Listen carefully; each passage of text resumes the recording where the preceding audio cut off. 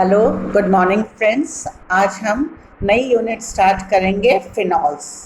When OH group is attached to aromatic ring it is called phenol. जब aromatic वलय के साथ OH समूह जुड़ा होता है तो उसे हम फिनॉल कहते हैं।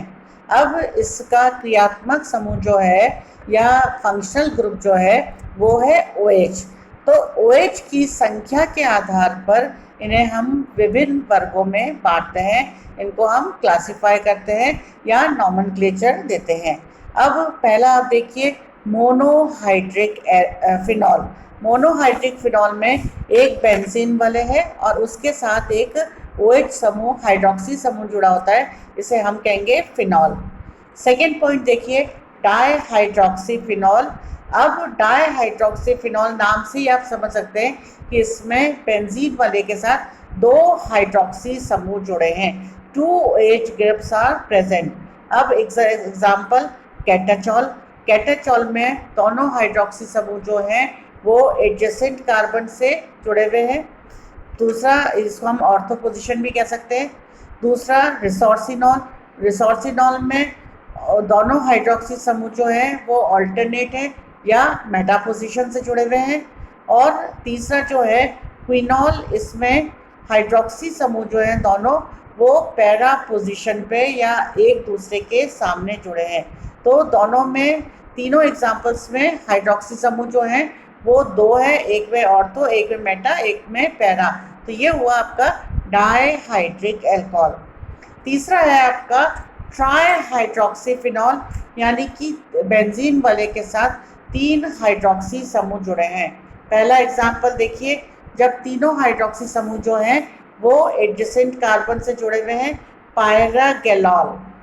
दूसरा हाइड्रोक्सी क्विनॉल, 2 हाइड्रोक्सी समूह जो हैं वो एडजेसेंट कार्बन से हैं। और तीसरा जो है वो पैरा पोजिशन पे है, हाइड्रोक्सी क्विनॉल।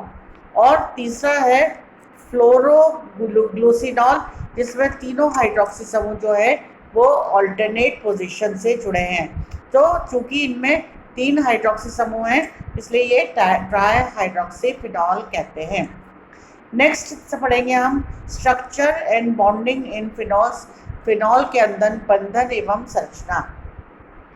फिनॉल अणु में हाइड्रोक्सी समूह बेंजीन वलय के कार्बन परमाणु से सीधा जुड़ा है, अर्थात हाइड्रोक्सी समूह बेंजीन के डबल बॉन्ड के कॉन्जुगेशन में स्थित है। या हम इसको कह सकते हैं कि हाइड्रोक्सी समूह जो है बेंजीन का जो द्विबंध का संयुग्मन है उसके साथ जुड़ा है। बेंजीन वलय के सभी कार्बन परमाणु sp2 हाइब्रिड है, sp2 संकर अवस्था में है, तथा OH समूह का ऑक्सीजन परमाणु जो है वो sp3 संकर अवस्था में है। इस प्रकार ऑक्सीजन परमाणु पर उपस्थित 2 एकाकी इलेक्ट्रॉन युग्म उपस्थित है या लोन पेयर ऑफ इलेक्ट्रॉन्स जो हैं वो ऑक्सीजन एटम पर प्रेजेंट है। इसमें COH का कार्बन ऑक्सीजन हाइड्रोजन का बंध कोण है 109 डिग्री। हाइड्रोक्सी समूह पर उपस्थित लोन पेयर ऑफ इलेक्ट्रॉन्स या हाइड्रोक्सी समूह पे जो एकाकी इलेक्ट्रॉन युग्म उपस्थित है उसके कारण हाइड्रोक्सी समूह +M मेसोमेरिक प्रभाव डालता है। +M या धनात्मक अनुनाद प्रभाव डालता है तथा यह हाइड्रोक्सी समूह बेंजीन वलय के पाई इलेक्ट्रॉन के संयुग्मन में है। अब +M प्रभाव के कारण ऑक्सीजन के एकाकी इलेक्ट्रॉन युग्म अनुनाद करते हुए बेंजीन वलय पर आ जाते हैं, जिस कारण इन इलेक्ट्रॉन्स का डीलोकलाइजेशन हो जाता है। आप जानते हैं अनुनाद प्रभाव क्या होता है। अनुनाद प्रभाव +M मेसोमेरिक या -M मेसोमेरिक प्रभाव होता है। तो इसमें क्या है कि जब एकाकी इलेक्ट्रॉन युग्म प्रतिस्थापी समूह में है तो इलेक्ट्रॉन अनुनाद करते हुए बेंजीन वलय में आते हैं, इसे हम कहते हैं +M इफेक्ट। तो इस कारण इन इलेक्ट्रॉन्स का विस्थानीकरण हो जाता है और इलेक्ट्रॉन के विस्थानीकरण के कारण फिनॉल अणु जो है वो स्थायी हो जाता है। अब आप देखिए मैंने चित्र बना रखा है कि फिनॉल की अनुनादी संरचनाएं मैंने दिए जो कि इलेक्ट्रॉन के विस्थापन से या अनुनाद के कारण प्राप्त होती है। फिनॉल मॉलिक्यूल में कार्बन हाइड्रोक्सी बंध में अनुनाद के कारण V1 गुण या डबल बॉन्ड कैरेक्टर भी आता है, जो कि इनको स्टेबिलिटी प्रदान करता है। तो ये था आपका स्ट्रक्चर और बॉन्डिंग। अब हम फिनॉल्स कैसे बनाएंगे? अब इसके कई सारे मेथड्स हैं जिसे हम एक एक करके डिस्कस करेंगे। पहला, from sodium benzene sulphonate. Benzene sulphonate के द्वारा जब हम बेंजीन की, आप रिएक्शन देखिए बेटा, रिएक्शन नंबर 1 देखिए। जब हम बेंजीन की H2SO4 सल्फ्यूरिक अम्ल से क्रिया कराते हैं तो हमें बेंजीन सल्फोनिक अम्ल प्राप्त होते हैं। इसकी क्षार NaOH से क्रिया कराएंगे HCl की उपस्थिति में तो हमें फिनॉल प्राप्त होंगे। सेकेंड, डाउस प्रोसेस, ये एक महत्वपूर्ण विधि है। और डाउस जो है वो साइंटिस्ट का नाम है जिसके आधार पे ये डाउस प्रोसेस कहता है। Chlorobenzene reacts with alkali in the presence of copper salt to give phenol. Chlorobenzene की जब हम उत्प्रेरक कॉपर लवण की उपस्थिति में NaOH से किसी क्षार से क्रिया कराते हैं तो हमें फिनॉल प्राप्त होता है C6H5OH, और सोडियम क्लोराइड जो है वो अलग अणु निकलता है। तीसरा मेथड देखिए, रेशिक्स प्रोसेस। ये भी एक बहुत ही महत्वपूर्ण विधि है जिसके के द्वारा फिनॉल बनाया जाता है।